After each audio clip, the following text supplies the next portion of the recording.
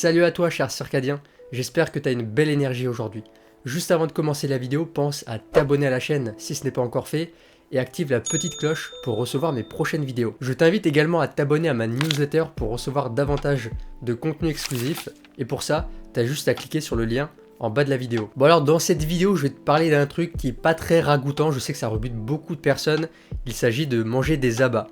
Tu sais ce truc qui est un peu visqueux, qui a l'air un peu gluant, etc. quand tu vas pour le cuisiner. Alors moi de base je suis pas du tout un viandard, je suis pas vraiment quelqu'un qui apprécie les abats, j'en ai jamais vraiment mangé de ma vie.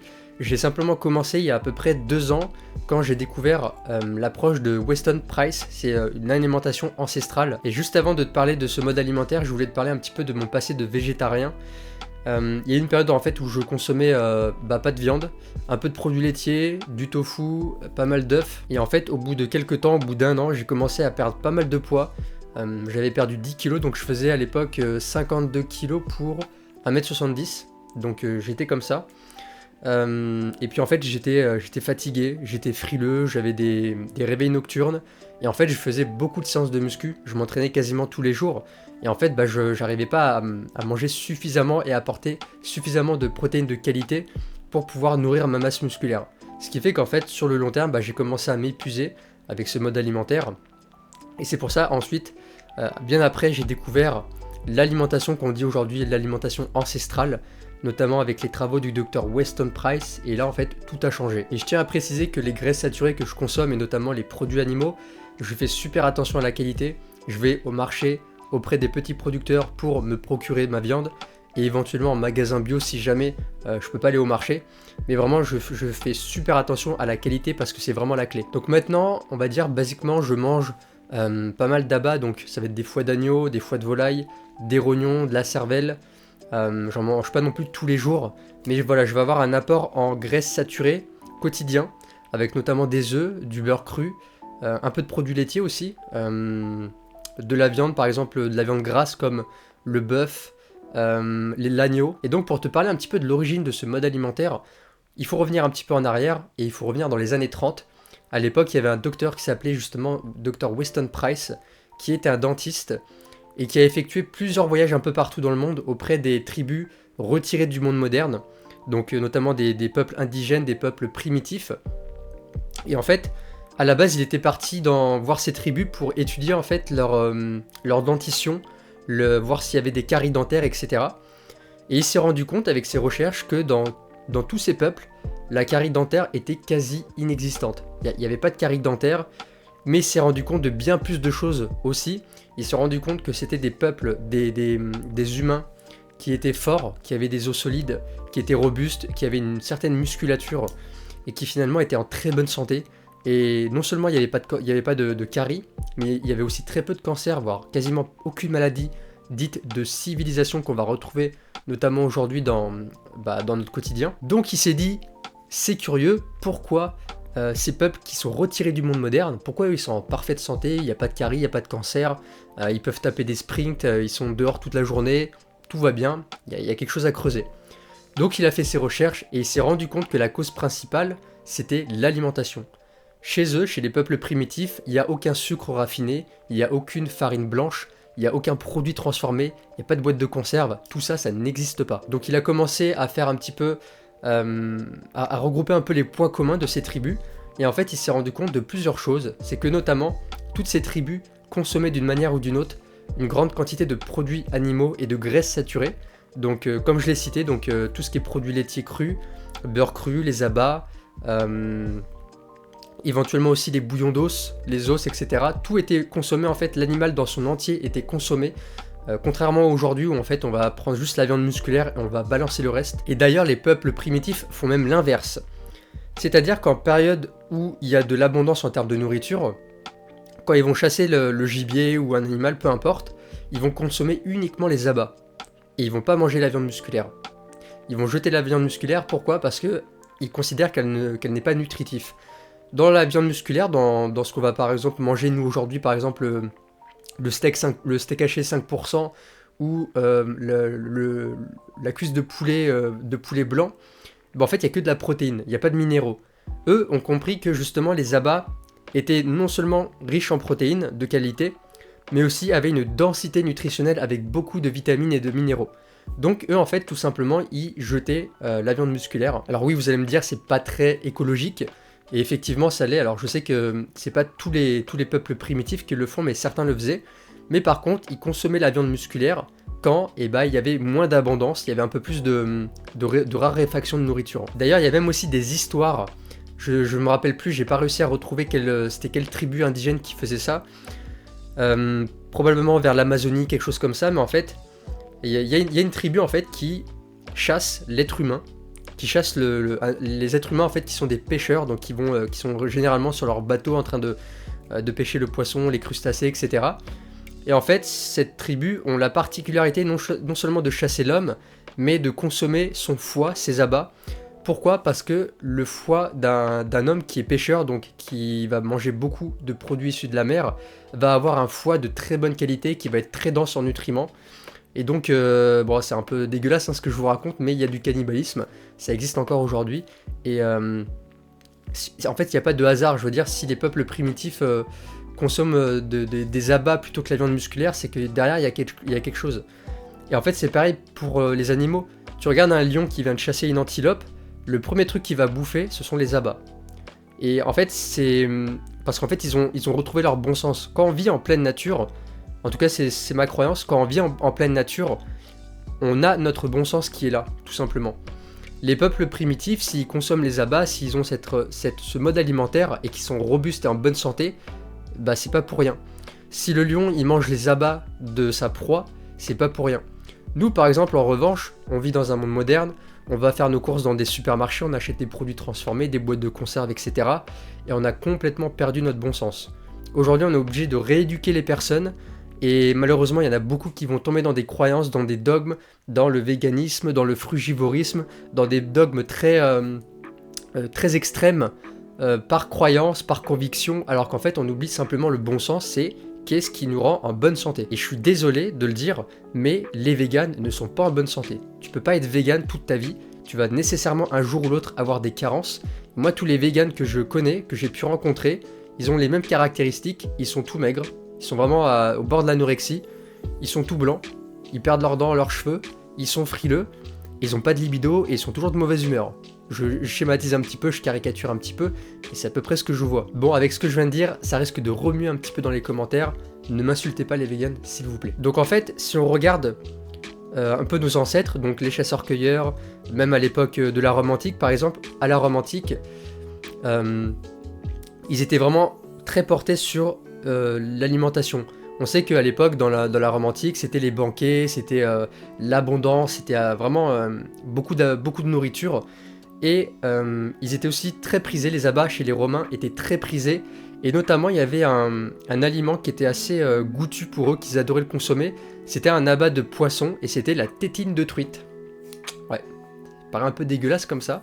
J'ai jamais goûté la tétine de truite, mais en tout cas, ils s'amusaient à faire des jolis petits plats avec les abats des poissons. Et encore une fois, les abats, on retrouvait ça un peu partout. Et faites-en l'expérience après avoir vu cette vidéo. Si vous ne me croyez pas, allez demander à vos grands-parents, papy, mamie, qu'est-ce que tu mangeais quand t'étais enfant ou quand t'étais plus jeune? Ils vont te dire, dans la grande majorité des cas, bah il y avait des abats, il y avait des tripes, il y avait des foies, il y avait de la cervelle, on mangeait de la langue de bœuf, quand on allait chez le boucher, il y avait des abats. Aujourd'hui, c'est difficile de trouver des abats, il n'y a pas tout le monde qui en font. Malheureusement, ils les jettent parce qu'aujourd'hui, les gens n'en consomment plus. Alors comme je le disais, pourquoi les animaux, les lions, les êtres humains, nos ancêtres, avaient tant d'appétence pour les abats? Je l'ai dit précédemment, c'est parce que les organes des abats ont la particularité d'être très denses en nutriments. Quand je dis vraiment très denses en nutriments, c'est qu'ils sont ultra chargés en vitamines et minéraux. Non seulement ils sont chargés en vitamines et minéraux, mais en plus de ça, ils sont très hautement biodisponibles, c'est-à-dire qu'ils sont très très bien absorbés par le corps humain et notamment par les intestins. La biodisponibilité, c'est quoi? C'est tout simplement la capacité qu'a notre intestin grêle à absorber les nutriments d'un aliment. Donc pour ça en fait il existe un score, on appelle le score DIAS, ça veut dire, donc DIAS c'est un acronyme qui veut dire Digestible Indispensable Amino Acid Score. En gros c'est une méthode qui est utilisée pour évaluer la qualité des protéines alimentaires que l'on va ingérer et la capacité à notre intestin grêle à bien absorber les nutriments. Donc là j'affiche un petit graphique à l'écran et vous allez voir que sur le score, donc sur le graphique, sur le score DIAS, on voit que c'est principalement les produits animaux qui sont en avant, donc qui sont très très bio disponibles. Et ensuite on va avoir le soja, etc., les céréales, les légumineuses, etc. Pourquoi les produits animaux sont beaucoup plus biodisponibles que les végétaux? Tout simplement parce que beaucoup de végétaux, notamment les oléagineux, les céréales, les légumineuses et certains légumes verts, contiennent une partie d'antinutriments. Les antinutriments, ce sont des substances que les plantes vont sécréter, et en fait c'est leur mécanisme de défense. Parce que la plante, ce sont aussi des êtres vivants. Et oui, les végans, vous mangez aussi des êtres vivants. Je vais me faire défoncer par les végans. Donc en fait, les plantes, ils ont aussi un mécanisme de défense pour pas être consommés. Et les antinutriments, ce sont c'est un peu du poison en fait, qui permet en fait de rebuter les animaux, de ne pas donner en fait envie aux animaux de manger la plante en question. Ces antinutriments, nous, on va les consommer. Donc en fait, ça va pas nous créer d'intoxication, c'est pas non plus dangereux à consommer, on peut manger des pois chiches, des végétaux, des choses comme ça sans problème. Cependant, en manger trop et en manger sur une trop longue période, ça peut créer en fait une porosité intestinale. Et c'est là où les antinutriments jouent leur rôle en fait de poison entre guillemets, c'est qu'ils vont venir abîmer l'intestin grêle, le rendre poreux, et c'est pour ça qu'avec le temps, on va finir par avoir par exemple le syndrome du côlon irritable, l'intestin irritable, l'intestin poreux, des dysbioses, des ballonnements, etc. Et ça c'est notamment le cas chez, encore une fois, les personnes végétariennes qui vont beaucoup consommer par exemple de pois chiches, d'amandes, de noix de cajou, etc. pour avoir leur apport en protéines. Et moi aussi quand j'étais végétarien j'ai aussi fait ça. Et le problème c'est qu'avec le temps, on apporte beaucoup trop non seulement de fibres qui sont pas digestes et qui vont venir irriter l'intestin, mais en plus de ça on apporte beaucoup trop d'antinutriments, ce qui fait qu'avec le temps on va venir vraiment abîmer notre microbiote et abîmer la barrière intestinale. Et moi aussi je dois vous l'avouer, j'ai encore des petits problèmes digestifs avec le mode alimentaire que j'ai pu avoir par le passé. Parfois j'ai des troubles digestifs, j'ai des ballonnements, j'ai des dysbioses, je vais avoir des fois des phases de constipation, je vais avoir l'intestin un petit peu irritable. Donc je suis encore en guérison, je suis en processus. Aujourd'hui j'ai les connaissances suffisantes pour en tout cas me remettre sur pied et faire les bons choix alimentaires. Donc on a vu que les abats c'était hautement biodisponible.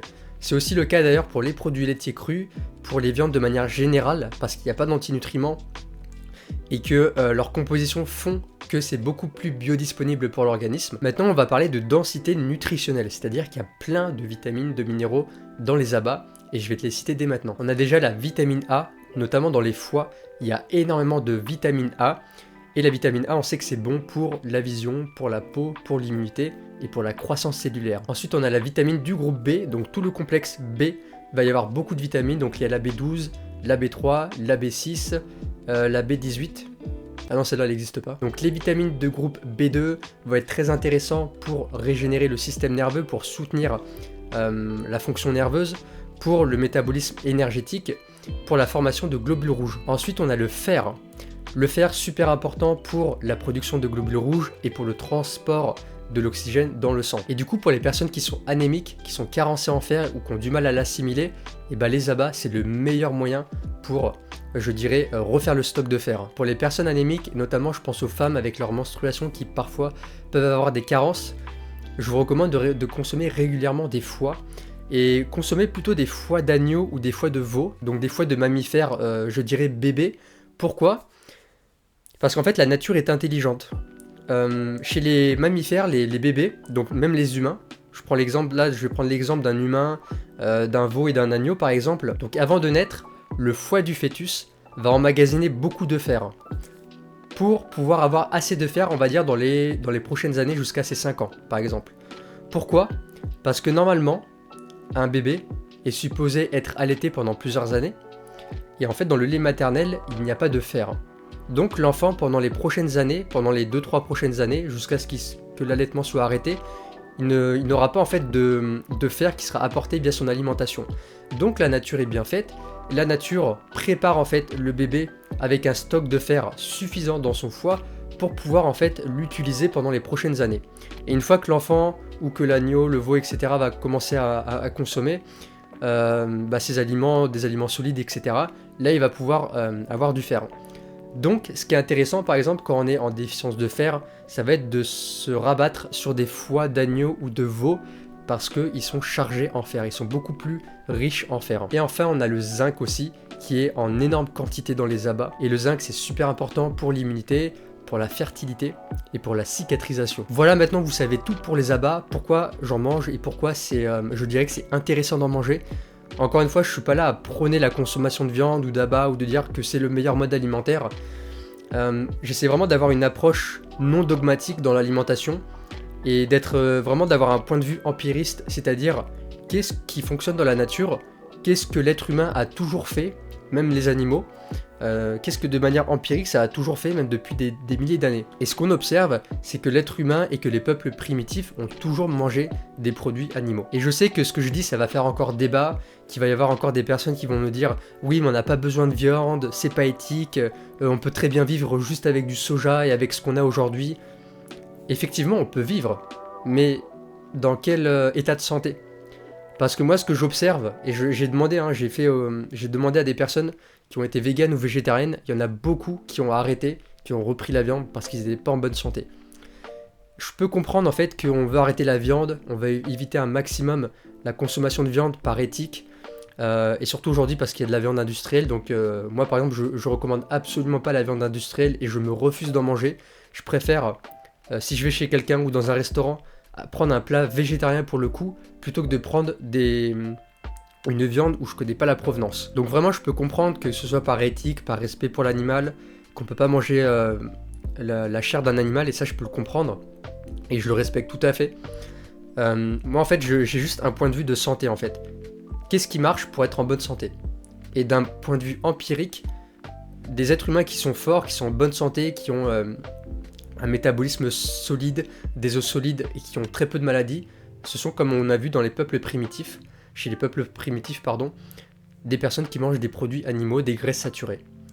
On n'est pas obligé de manger de la viande, je sais qu'on peut être végétarien par exemple et être en très bonne santé si on a une consommation régulière par exemple d'œufs, de produits laitiers crus de très bonne qualité, qu'on peut faire aussi tremper ses légumineuses et ses céréales et bien les faire tremper, les faire fermenter.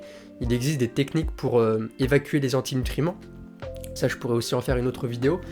Mais en tout cas, j'essaie vraiment de pas être dogmatique, et je sais que j'ai un peu taclé les véganes et tout ça, mais voilà, y a rien de méchant, vous faites ce que vous voulez, franchement, je suis pas là pour vous dire quoi manger ou quoi faire. Encore une fois, c'est l'expérience de chacun. Chacun est libre de manger ce qu'il veut, et aussi de manger des choses qui le rendent en bonne santé. Si t'es végétarien ou vegan et que tu te sens vraiment en super santé, que t'as aucune carence, que ton corps le supporte bien, bah tant mieux pour toi. J'espère en tout cas que cette vidéo vous aura plu. N'hésitez pas à me mettre en commentaire qu'est-ce que vous mangez, est-ce que vous êtes végétarien, carnivore, peu importe. L'idée c'est pas non plus de ressortir ces éternels arguments entre consommateurs de viande et vegan pour dire il faut pas manger de la viande, non mais l'homme il a pas un système digestif qui est fait pour manger de la viande, il est fait pour manger des végétaux, et puis l'autre qui va dire oui mais l'autre il a un système pour manger de la viande, on s'en fout. Je suis pas là, on n'est pas là pour faire des débats, on est juste là pour partager son mode alimentaire, qu'est-ce qui nous fait du bien. Et voilà, juste du partage, et me dire si la vidéo vous a plu, et si elle vous a plu, mettez un petit commentaire pour me le dire, mettez un petit pouce bleu aussi, ça fait plaisir, ça permet d'améliorer le référencement sur YouTube, et bien sûr on s'abonne à la chaîne pour recevoir les prochaines vidéos. Je vous dis à bientôt les circadiens, ciao ciao.